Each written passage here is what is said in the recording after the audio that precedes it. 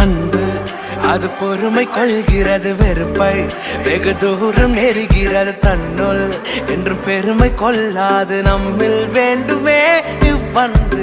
அன்பு அது கோபம் கொள்ளாது, கசப்பு அதை மறந்து போகிறது, உண்மையில் மட்டும் என்றும் நிலைக்கிறது நம்மில் வேண்டுமே இவ்வன்று. ஓ சற்றென்று மாறும் மனிதர்கள், புறம் கூறும் பேச்சுகள்,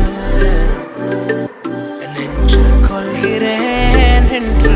ஓ பட்டென்று தீரும் உறவுகள்